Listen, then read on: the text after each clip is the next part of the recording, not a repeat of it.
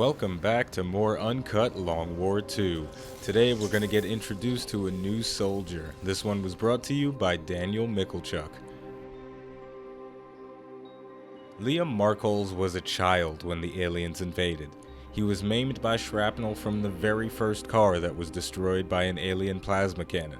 The incident left him blind in one eye and caused him minor brain damage. While he has mostly recovered from his injuries, his hands occasionally shake uncontrollably. Permanently scarred by the aliens that now live among us, Liam has his sights set on revenge, an eye for an eye.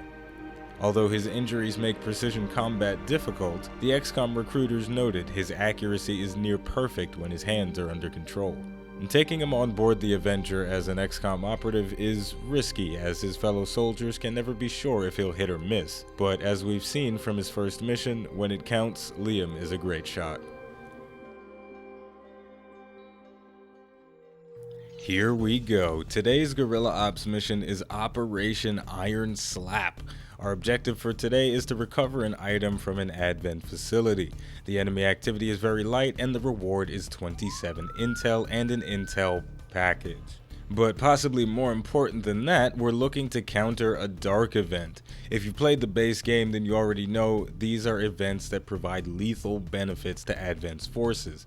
The same is true in Long War, but some of the dark events are permanent, which makes countering them that much more important. One last thing before we head out on the mission, we've got to take a look at our squad composition. First up, we have our Assault that's wearing the ceramic plating, nanofiber vest, and the frag grenade, so she's going to be very durable. If she gets up in the action, she's going to be able to survive a lot of punishment. Next up, we have a Rookie with a standard loadout, frag grenade, ceramic plating, and flashbang.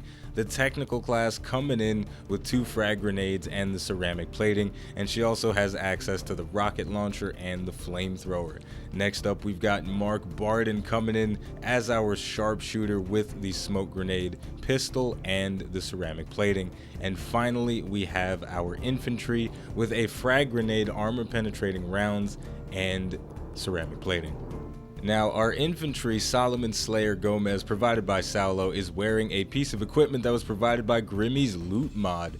So the Warlord chest piece is actually going to give him some increased defense against enemies that are close to him within 8 tiles. And if we run into any enemies that are using plasma weapons, he's going to take less damage from that as well. So he's going to be pretty tanky. And the Grimmy's loot mod is pretty interesting. As we start to equip more soldiers with these special items, it's going to be cool to see how they change the flow of combat and change how strong our force can be. So let's get out there and start killing some aliens. Let's do this. It is sunset in the slums, you know, even in the dirtiest cities in the world, when the sun is going down, it looks pretty nice. Okay, so we've only got 8 turns to get to the objective, and it is considerably far away. So we are going to have to make a lot of bold moves today and try to avoid enemy contact wherever possible.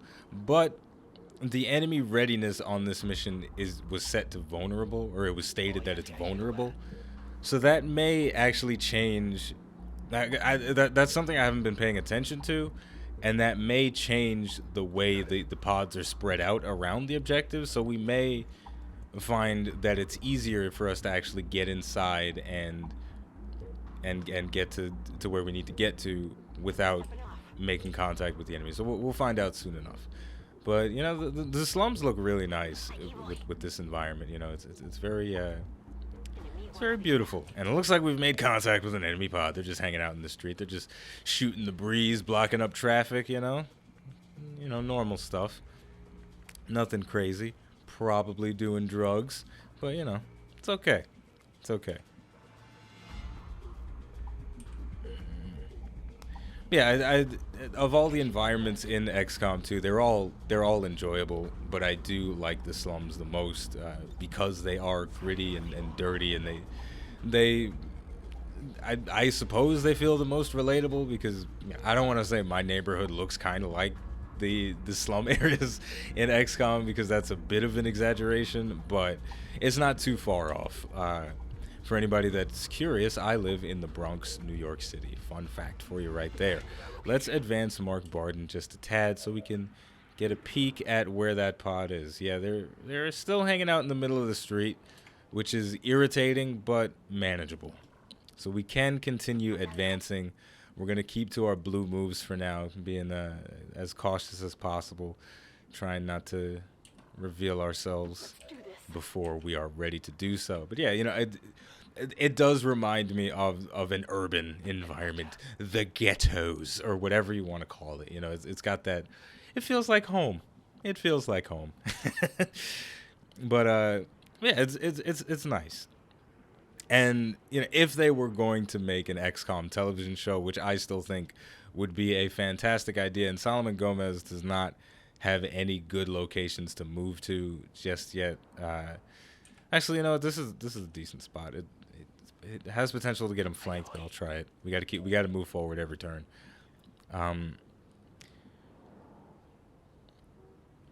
But yeah, if there was to be an XCOM TV show, I feel like a lot of the episodes would take place in the slums, because it's just a fun place to have a show, and it's a fun thing to explore that post-apocalyptic world. I mean, granted, the world of XCOM isn't exactly post-apocalyptic, but some of the areas do have that feel to it. The resistance camps, definitely post-apocalyptic feeling.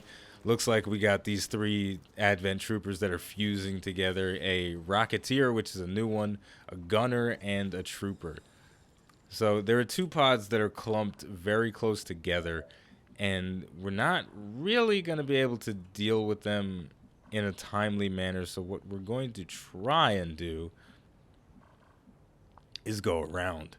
So we're going to use a very aggressive move with Solomon Slayer Gomez to try and check out the rest of the area, see if we can continue sneaking around. Looks like we can, so we are going to continue to do just that. We've got 6 turns remaining, and I'm going to talk us all the way through it. I'm going to keep you guys company while I'm being sneaky. What was I saying? I lost my train of thought. Fuck. Right, post-apocalyptic. The resistance camps would be the closest thing to a post-apocalyptic kind of future, because they're basically just a bunch of guys living in shacks, and there's always that one guy that has a scarf for some reason who's the leader of the group. Why does the leader of every post-apocalyptic resistance group have a scarf? I don't know, but that's who it would be.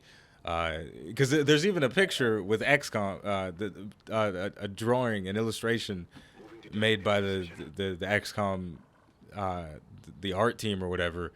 And there's this guy, I'm pretty sure there's a guy standing in the foreground of the picture with a scarf on, and he's clearly the leader of the group. So I don't know what it is about having a scarf that automatically makes you the leader of the nefarious group of people trying to survive, but it just does. And I heard some slithering. I've got headphones on, and I heard some slithering going on. So there may be a group of Vipers somewhere nearby that we're going to have to deal with. So that's going to be difficult. But we continue to press onward. Solomon Slayer Gomez, make your blue move onto the roof. Thankfully, nobody's up here still. And then make your yellow move over to the edge of the roof so we can check out what's going on here. Yep, we did hear the snakes. So their status was vulnerable, by the way. And it kind of looks like they're ready, because they're hanging out right by the objective. Granted, and one thing to note, there's a little bit of segregation going on here.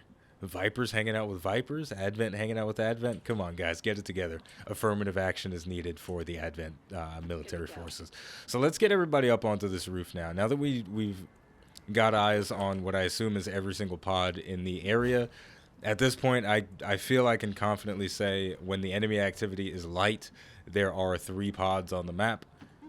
Now that we've got their locations, we can move. Ooh, what's wrong with that? The auto pathing is stupid. Oh, Mark Barden's blocking the ramp. Fuck. And I was trying to figure out why I couldn't get up to this position without revealing myself. It's because Mark Barden is blocking the pipe. Well, it's fine. So, 4 turns are going to be remaining as soon as these patrols continue to move around. and we have yet to reveal ourselves, which is a good thing. And the snakes are actually moving away from the plane, so that's a good thing as well.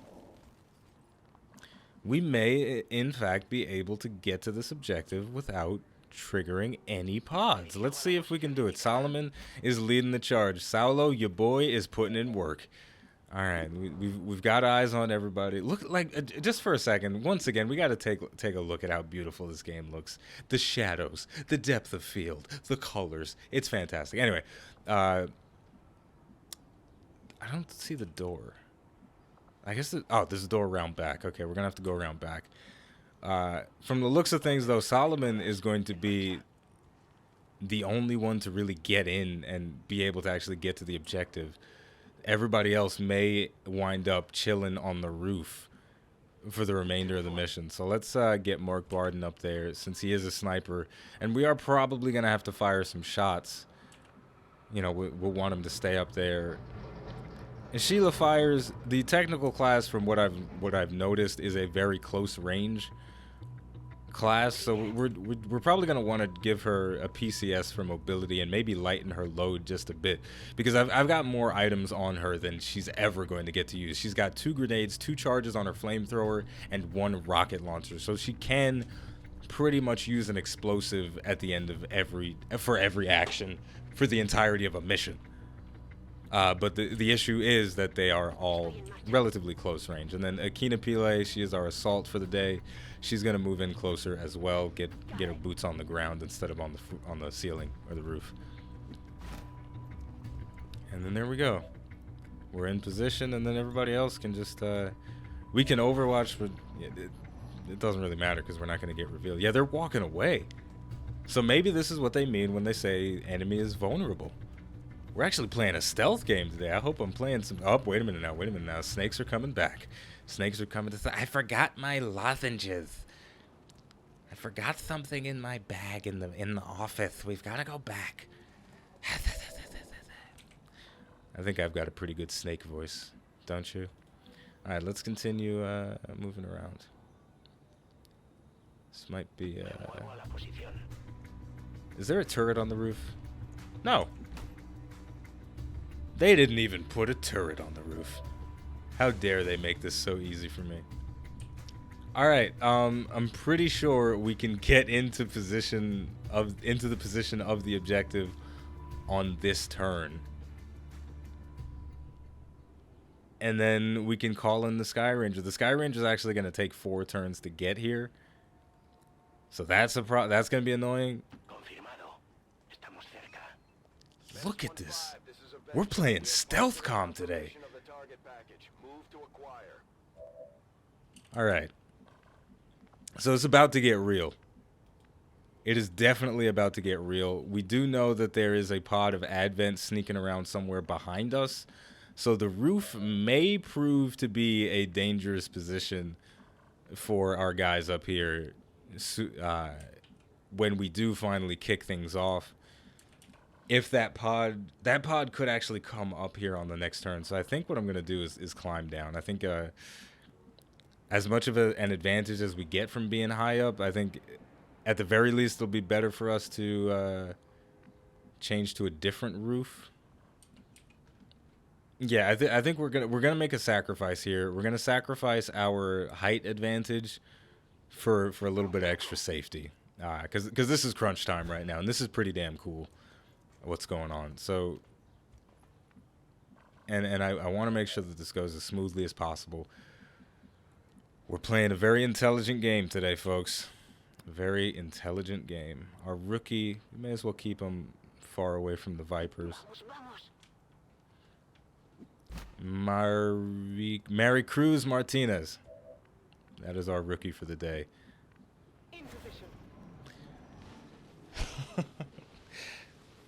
Oh, the snakes are coming. They must have heard something. This is getting intense. They didn't see Solomon inside, though, but they did see Akina Pile. So the action is going to kick off a little bit sooner than I would have liked. Well, 1 turn sooner than I would have liked. That is very unfortunate for us. The snakes are going to move. We aren't going to trigger any other pods, though, so that is a good thing. But we're going to activate the objective, and we're going to call for the evac, so let's get this party started. Hack open that chest, break out your iPad. Let's have a look inside. I really got to get more specialists, man, because a 4% chance that one new rebel joins the Haven in this region, that would be kind of nice, but we're not going to get that. 4%? Nah, not going to happen. You know, Solomon Slayer Gomez, he's good with his guns, but he's not so great with the technology there. So there we go. We got the objective secured, and now it is time for us to call down the Sky Ranger. Since we are all kind of close in this pretty well defended area, we're gonna call down the Sky Ranger over here. Solomon's gonna have to run pretty far to get to it, but it's a pretty central location for everybody else. I think this is gonna be the best bet. So boom. Necesito. That means necessary. I don't know. I can't speak other languages. So the Vipers are actually flanking us pretty hard right now, but we can flank them. We can do a little bit of risky business here and you know, get our Tom Cruise on. Let's see if we can make some stuff happen here, because this is actually pretty solid. Yeah, we can make some dangerous but exciting and potentially game-winning plays today. So let's try it. First things first, I think we're going to start this off with a...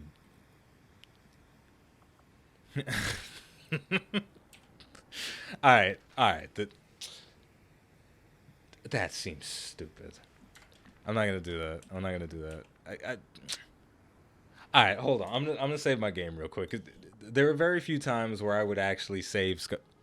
There are very few times where I would actually save Scum in a playthrough. I don't like save scumming, but if I fire this rocket and it veers off course and hits my soldiers, I'm fucking save scumming. Because that's beautiful. So let's see what happens. Let's see. Okay, not bad. I'll take it.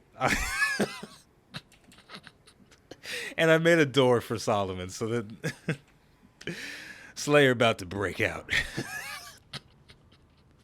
This game is ridiculous sometimes. All right, so here's how the rest of this is gonna go. We're gonna chuck a flashbang. You cannot flash yourself, which is tremendously beneficial. So I'm gonna chuck this flashbang and hit these two Vipers right here.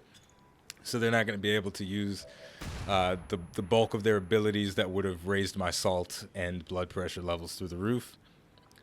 And then we're going to go ahead and activate run and gun just so we can get a little bit of a jump on the enemy and get a nice bit of damage out that way.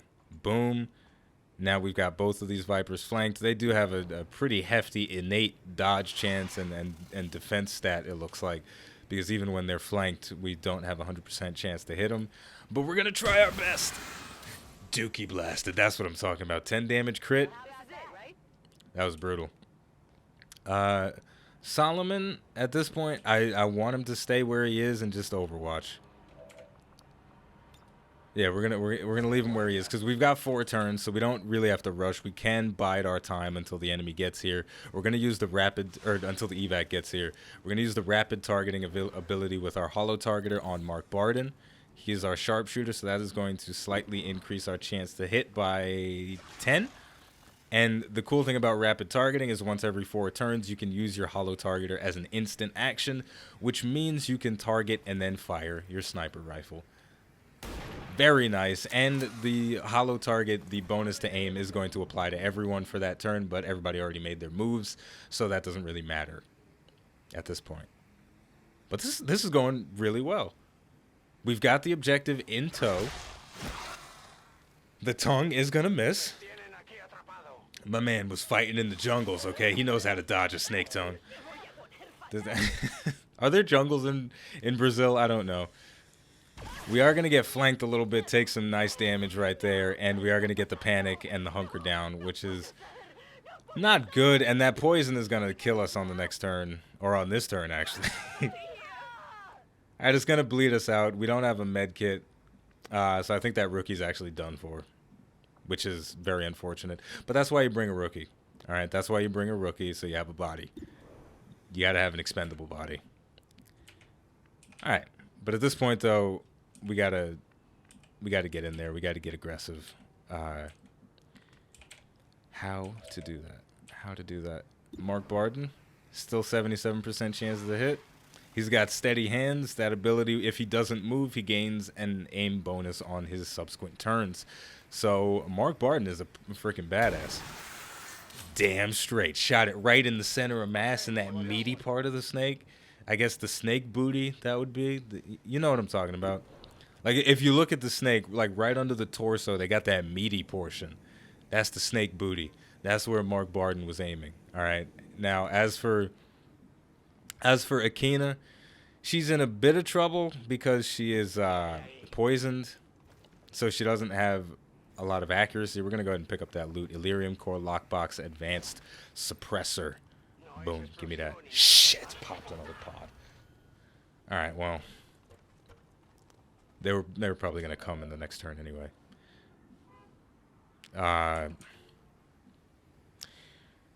So now things just got a little bit challenging. The issue now is the fact that that Viper is still alive. It's flanking us, and it is going to its disorient is going to wear off in the next turn. So I would like to remove it from play completely, but I don't think there is a way that I can do that. All right, we're gonna try all right, well, first we're gonna move out of the poison. That's number one, and then we're gonna try a risky maneuver. I'm pretty sure at this point, you know, after having seen the very lackluster power of long war grenades, I'm pretty sure that even if I chuck a grenade at that thing, it's not going to destroy the bus stop, which is what I would like to happen. The issue here is that I have a 43% chance to maybe get a crit and Dookie Blast this thing, but I also have a 48% chance to stun it and knock it out for 2 turns. I'm going to go for the stun. Take out that arc thrower. Missed. Damn it.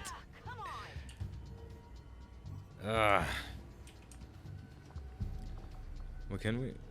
Oh, no. That's not good. All right, we're just going to Overwatch. I don't think there was really a right answer for that one. The disorientation on the snake is removed, so now it is probably going to lick-a-tongue somebody. And the rest of the enemy pods are coming in hot. This is getting hairy. You got the Orange Ranger here. Ready to do some work. Shoot some rockets at us, maybe. Let's hope not.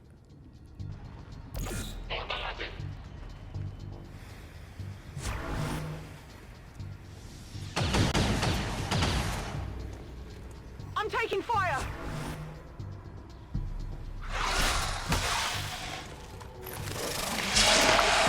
Oh, me han dado!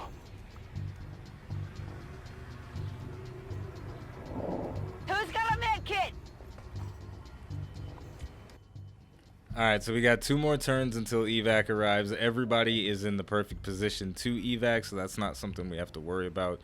Mark Barden, his good shot percentages are gone. At this point, he doesn't really have a good chance to hit anybody. But Sheila Fires has a decent chance to not flamethrower anybody because of the obstructions of the environment. That's very unfortunate. I have yet to get a really good play with the flamethrower, but Sheila Fires is dug in pretty damn well, so I'm not going to move her at all. I'm just going to chuck a grenade at these guys and just get their red fog rolling. Because if I can slightly reduce their chance to hit by putting some blood in their eyes, I'll take it. Now, we've still got a crap chance to hit this Viper with our guns because of that god-awful poison and me neglecting to bring a med kit. Should have brought a med kit. Lesson learned, always bring a med kit. We're going to roll the dice here. Because I don't want the Viper to execute Slayer Gomez. So let's fire the invisible pistol. Oh, it connected. Look at that. That's magic right there. All right. So, I think somebody's a little bit upset that he was just grabbed by a snake with breast scissors. So we're going to use that light him up as the first shot.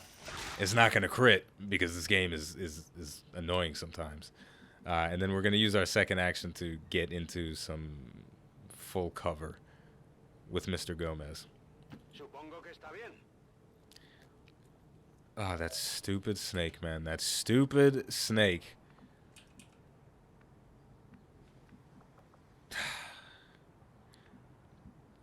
You know, the really stupid part about this is, excuse me.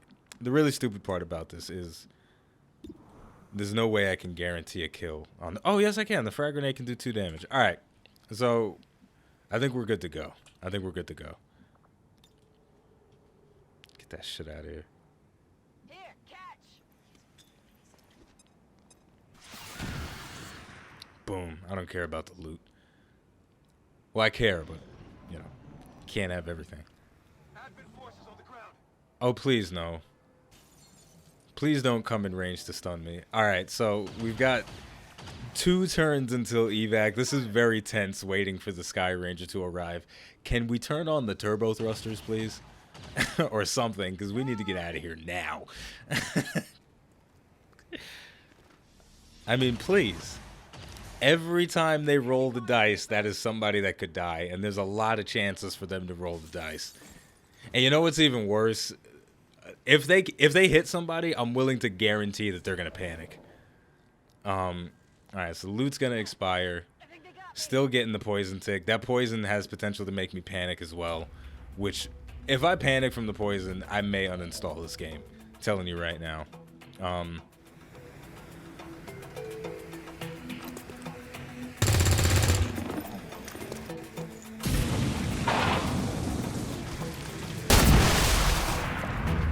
There you go. Ayuda. Que alguien me ayude. I hope it's worth it.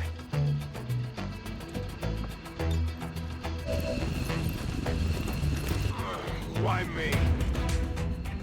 Oh boy, Mark Barden is carrying Sheila Fires to the evac zone. This is intense, and also more reinforcements are coming in. Advent does not want me to get away with this stuff, but I'm going to get away with it. We are going to walk away with the victory, and everyone is going to survive, so that is a good thing. But man, Long War 2 really wants you to work for every single victory you get, and that is not a joke. That is the truth. So, as always, the name of the game is Xcom 2. The name of the channel is iBluairJgR Gaming for Comedy. Thank you for watching, and I'll see you next time.